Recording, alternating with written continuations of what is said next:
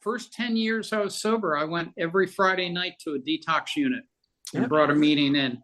And we used to go to hospitals and jails and institutions in and around the Baltimore area. And that was so important to me, not just for the experience of being there and sharing our experience, strength, and hope with the patients or the inmates, but it was the meeting on the way to the meeting Yes. that took place in the car and the meeting on the way back from the meeting. That's where I began to learn how to apply principles of Alcoholics Anonymous in my life. Yeah. I was 25 years old. I didn't have children. I used to hear people talk about how they were dealing with issues with teenagers. I learned from that. I took those little tidbits of information away. And sure enough, 15 years later, I had teenagers and had to deal with all that. Yep. Everything that I've learned in life that's important, I've learned in the rooms of Alcoholics Anonymous. I heard it through the grapevine. Welcome. It's the AA Grapevine half-hour variety hour featuring the collective voices of Alcoholics Anonymous. I'm Don, an alcoholic in Greensboro, North Carolina. And I'm Alice, an alcoholic still in transition, but I'm staying in Atlanta, Georgia. Alice, it's a new month, and you know what that means. You've moved again.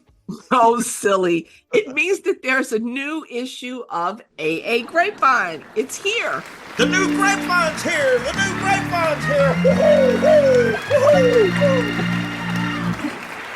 And also, the Grapevine is releasing a new book on the 12 steps. It's called Our 12 Steps. And the funny thing is, I was at a assembly recently and talking with my delegate about, why can't there be a workbook for the 12 steps in AA? You know, AA doesn't have a workbook other than the big book and the 12 and 12. We don't have a workbook for the 12 steps. Yeah. I mean, there are a lot of workbooks for Alcoholics Anonymous out there. They're not conference approved, right? That's right. They're sort of designed, in my humble opinion, to do different things. There's the workbook that's like, get people through the steps in like a couple of weeks. There's the workbook that is like, hey, this is going to take you 6 months. Yeah. But in some ways, I'm really glad that we don't have a conference approved book, because the way that I go through them now is not the way that I went through them when I got here 36 years ago. Right. And I think if we had an AA workbook, it would really limit what it is that people felt like they could do. I see what you're saying. Yeah, it would prescribe exactly the way to do it. That's what I like about this new book that's released from AA Grapevine. And we've got the senior editor of the Grapevine magazine here. So excited. Okay, we've got John W. John, what does the editor do? Hi, Don. Hi, Alice. Good to see you guys. I love the podcast. I listen to it every Monday. So what do I do? We do so much at the Grapevine now, and I want to say a lot about our tiny, hardworking staff. It's just a few of us who do all this stuff. We work on 4 issues at a time. Like, we're beginning one, we're setting one off to print, and then there's 2 in the middle that we're editing and moving things around. We have a great art director, Bay. He's a wizard. He's what makes it look so beautiful, and the books as well. I love the covers and the artwork for every story in the magazine. Thank you, Don. It's a joy to put together. And, I just want to say to listeners, you don't have to be a great writer. That's where we come in. We can tidy them up. That's what I do all day. And if we don't use them right away, we might use them up the road, like a year or 2 later. And you can send in as many as you want. Tell us about the book, Our 12 Steps. Oh, yeah. It was time to do a new step book. We've had many current wonderful stories in the last 10 to 15 years that have been published in Grapevine, because we do a step story every month. And so we just gather them all together and put them in the book. It's really a lovely book. It's really kind of thicker than some of our others. What I love about the Grapevine is that the steps are done in different ways. Like, there's many ways to do the 4-step, many ways to do the higher power steps for sure. Yeah. And the Grapevine shows you all different types of experiences. So if you come up to a step and you're working on like step 4 or 5 or whatever, you can go into the Grapevine book and look in that chapter, because each chapter is a different step, and you can just read all different kinds of ways that members are doing these steps. John, that is so much information. And now I understand what it means to be a senior editor. When you say that you can go to that chapter, Does that mean that for each step, there are multiple stories that you've pulled out of the Grapevine publications in the past? Yes, like chapter 4 would be step 4. It's all full of step 4 stories. Oh, Okay. wow. Experience. It reflects how different members have worked step 4 in different ways. Yes.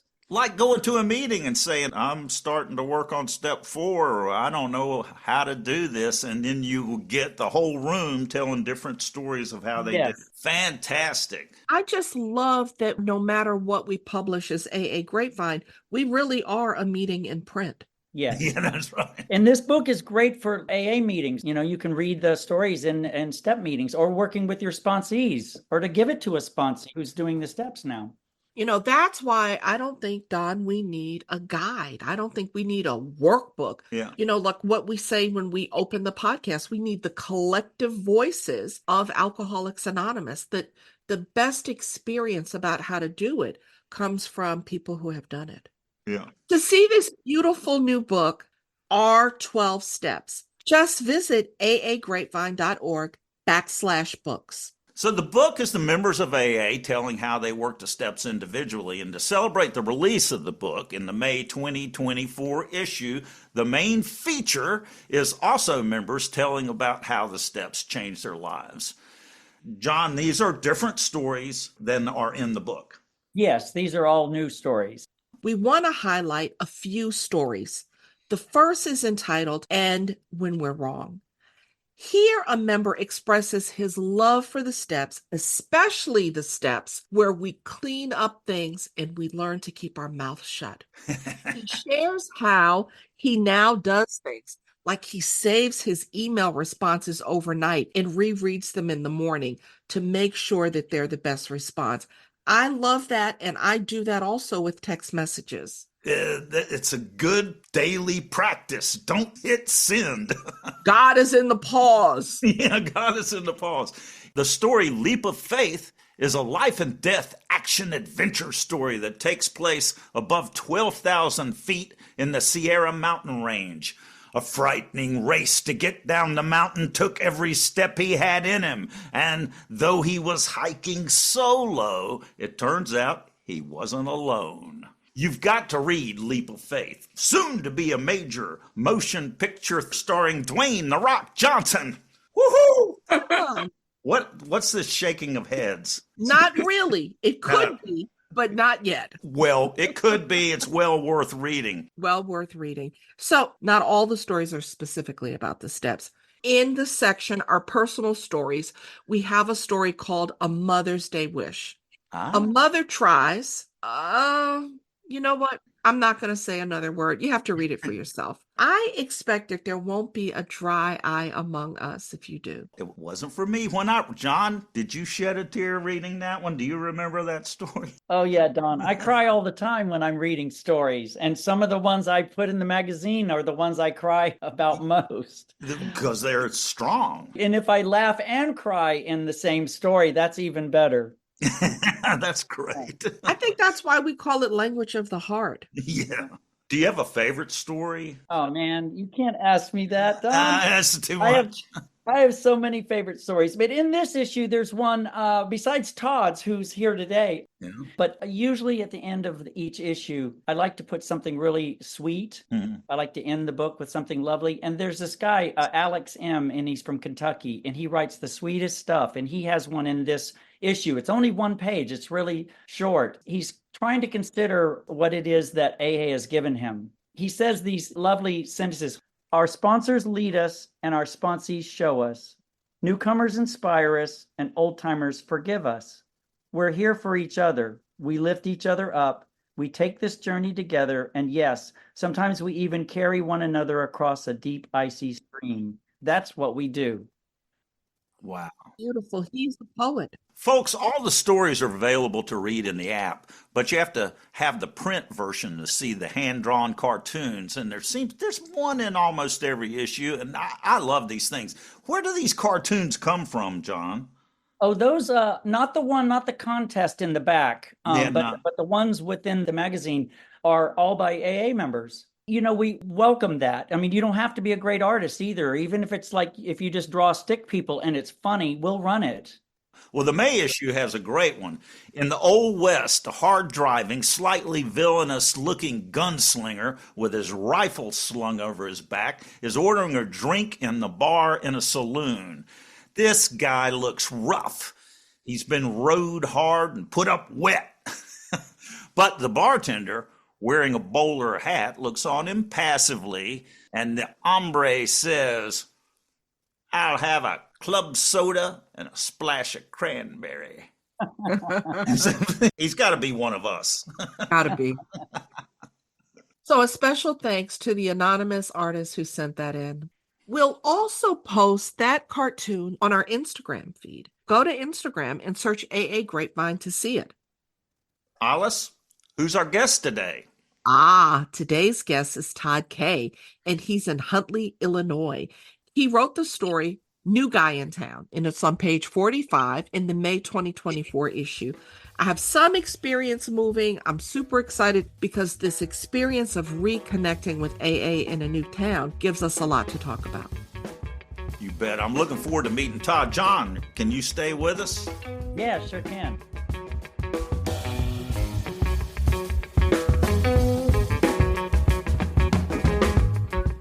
Our 12 Steps is a brand new collection of stories from AA members about working the program's 12 Steps of Recovery.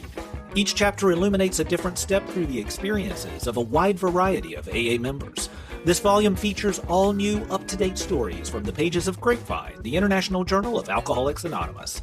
This is great for sponsees and step meetings, and it's only $13.99 at aagrapevine.org/books.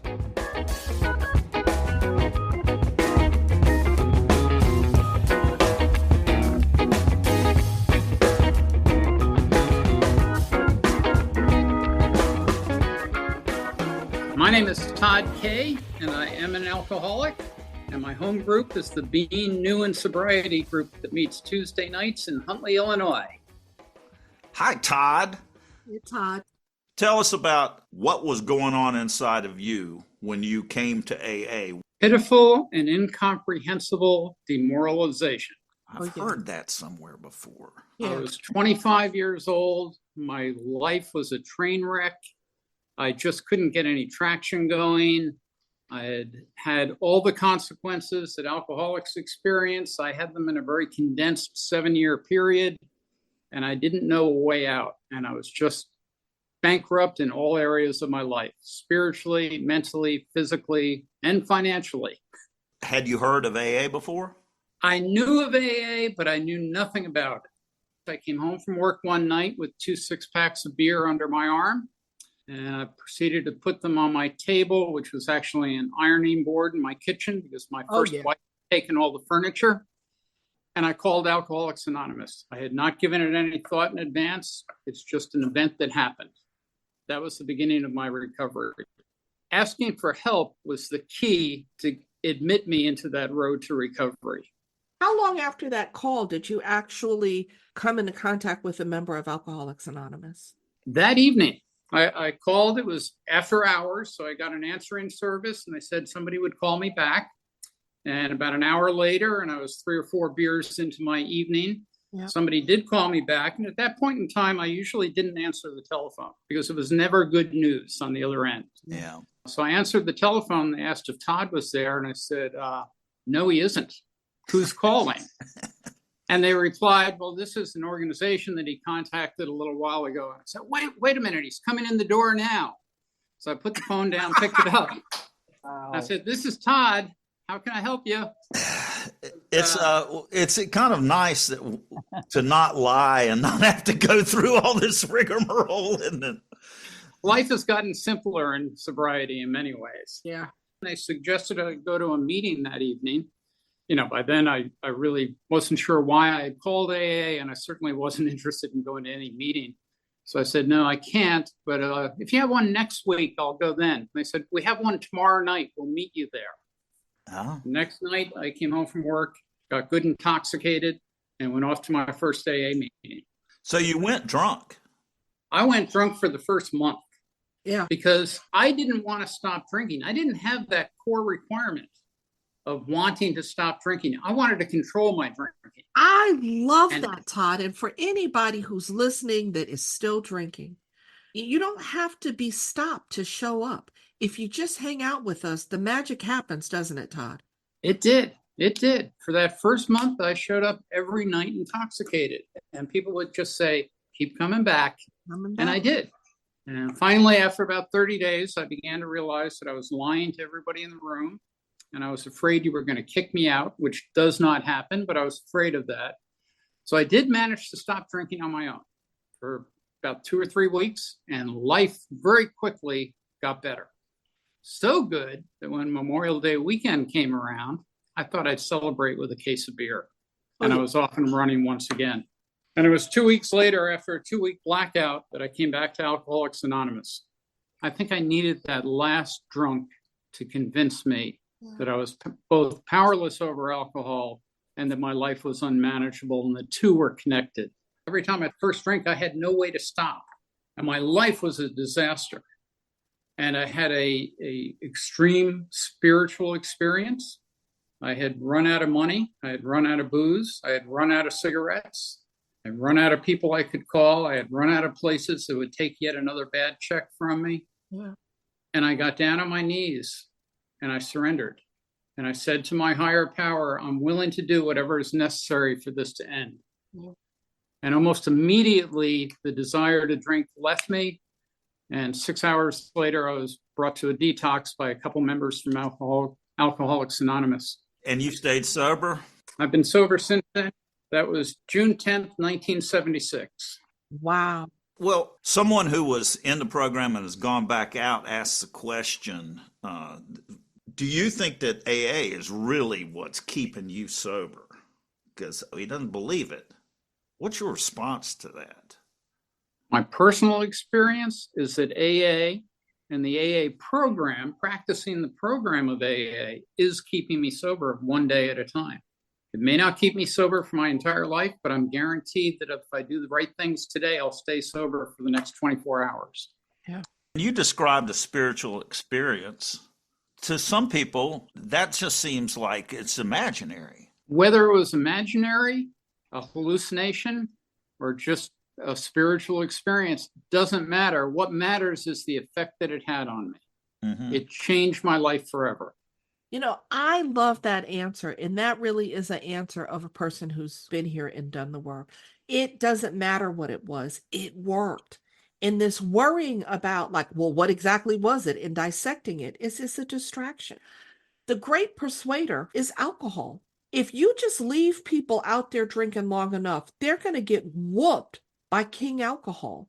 And if they're lucky, man, you were able to connect to Alcoholics Anonymous before getting sober so that when you had that experience, you had numbers, you had people to call.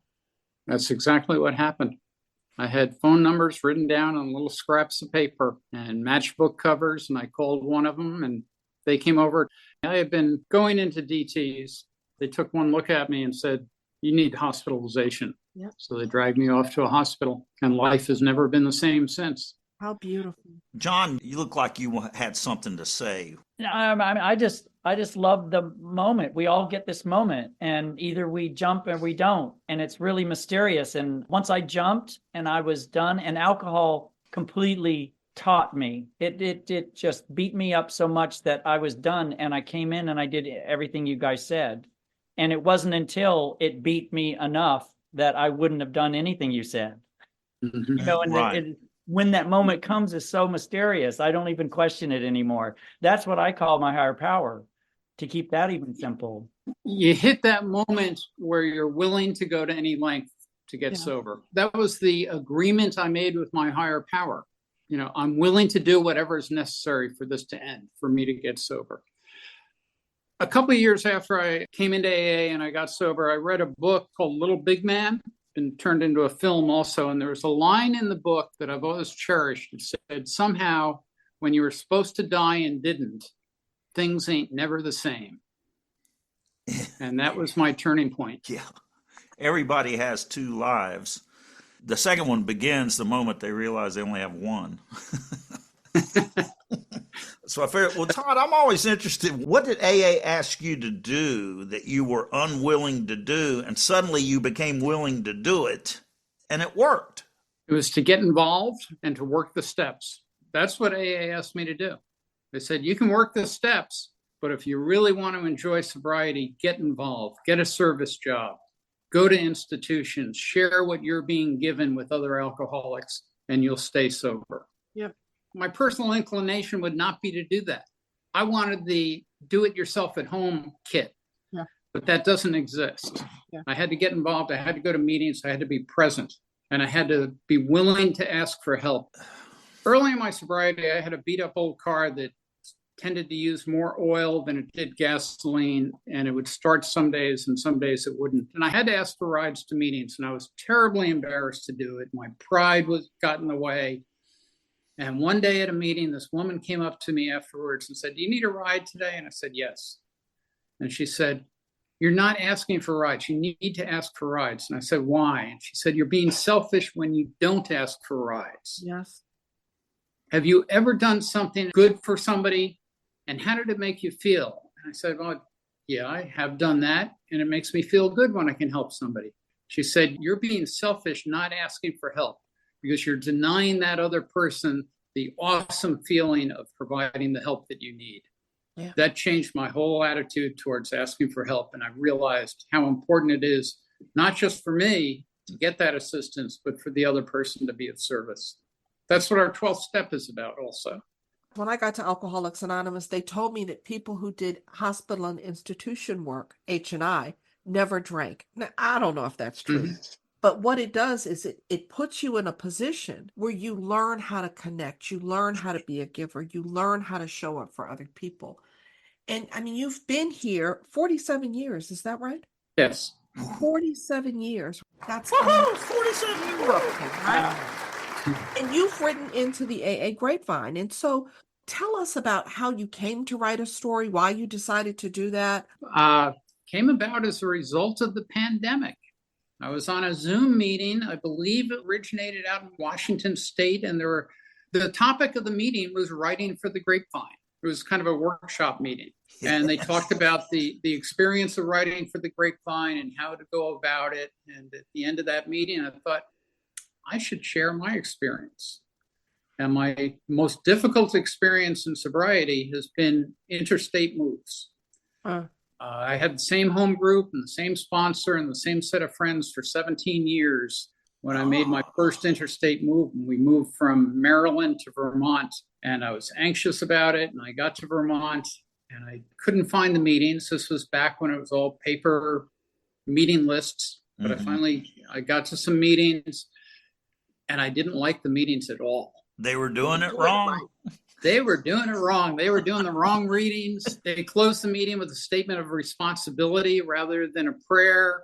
I didn't like the coffee. The timing of the meeting was different. But I had been told by a friend before I moved, and I wrote this in the article, that she was preparing for a move to Florida, and her sponsor had advised her, when you get to Florida, go to 90 meetings in 90 days and treat yourself like a beginner. Get involved. Yeah. And I remembered that. And when I got to Vermont, I said, I'm going to do that. Whether I like the meetings or not, I'm going to do it because my life depends on it. So I did go to 90 and 90. And after about 3 or 4 weeks, started calling people. And a few weeks later, got a service job. I was the coffee maker at the meeting. And before I knew it, I was as deeply involved as I had been back in my home group. Yeah. 5 years later, I moved to Massachusetts. Same thing all over again. Then I moved to Illinois. Then I moved to Nebraska. Then I moved back to Illinois. Then I moved to New Jersey. Then I moved to Vermont. Then back to New Jersey. And now I'm back in Illinois. Wow. I'm a bit of a gypsy, but I think you've got me beat. Every single time when I get to that new area, it's different. I'm finding the window dressing of AA meetings is different. The core AA program is always the same, but the window dressing, and I get distracted by that. Yeah. And if I practice that 90 and 90, treat myself like a newcomer mentality, I fit right in after a while. I just love that, the humility of surrendering to what is someplace, just because it's been the way that it's been for me wherever my recovery began doesn't mean that's what it's going to be like someplace else. And the way they're doing it's working for them, right? Mhm. So my job is to join in. I think that when you go to different meetings in different areas, the things that are different are the things that don't matter. It's the things that irritate me about it, but this is a good practice for me to learn that the things I'm irritated at don't matter because they're staying sober. So it's exactly like when I was a newcomer, a lot of the stuff in AA wasn't right to me. I didn't. Making amends that doesn't seem right in some cases, but my sponsor had a different idea. And you know what? It was being able to look to see where other people are right and to let go of me saying that they're wrong and kind of follow along. That made all the difference for me. So when I go out of town, if I'm irritated by the way the thing's going, I'm going, oh, well, see, that's one of the things that don't really matter. I love our fourth tradition that every AA group shall be autonomous. That creates texture to AA. Every group has its own little nuances and traditions of how they conduct themselves. Yep. And I enjoy going to a variety of meetings just to experience that. Yeah. One of the things that I've also found when I go to meetings somewhere else, everybody in that room is brilliant. They all say so many wonderful, creative things that I've never heard before. And I wonder why everybody there is so smart and experienced in this program.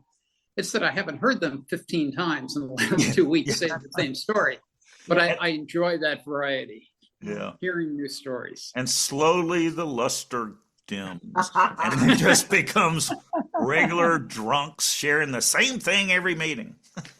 You know, I was at a meeting earlier today. A guy got up and said, it was a hybrid meeting. And the guy that was in person got up and said that he was 17 years sober and hadn't been to a meeting in years, and talked about how the people around him said he became the same guy he was drunk, just wasn't drinking, right? And I want to just highlight that because when I moved from California to New York, you know, they weren't doing it right on Staten Island, and I didn't like it.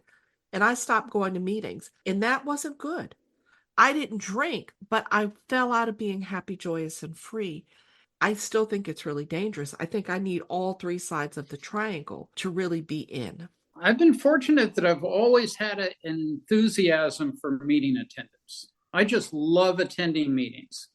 However, I do recognize that everything I needed to hear on how to stay sober, I heard in the first 30 days. I haven't heard anything new since then, but I keep coming to meetings because I have a great forgetter. And I have to come back to meetings to be reminded of those things day after day after day.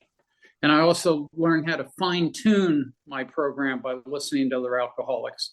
I can't do that at home.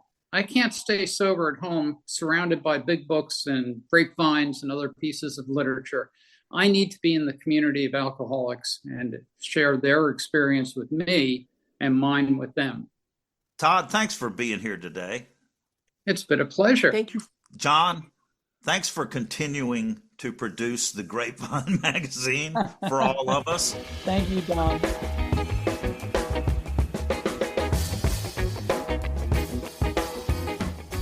Hey, Don, what are you playing with on your phone? We're supposed to be recording a podcast here. Oh, well, sorry, Sam. Look, I was just checking my spiritual fitness in the new Grapevine app. Oh, the daily spiritual maintenance checklist? Well, are you fit? Yep, says so here. And look, there's a daily quote and a sobriety calculator. And you can read the latest issue and all of the past issues all the way back to 1944. And you can have the app read the magazine to you out loud as a playlist. It's the monthly magazine in print and audio. Right in your pocket. The Grapevine and Lavinia apps are now available for both iOS and Android phones. To get yours, go to the App Store on your phone.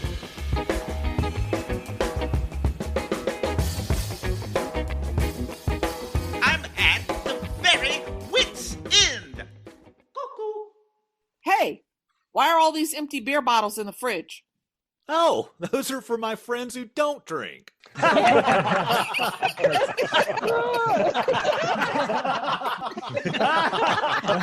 It's really not that funny.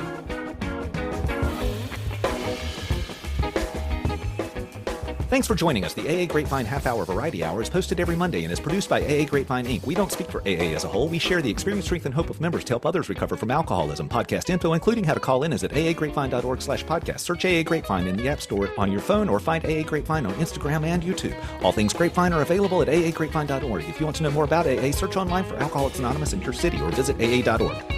That was freaking amazing.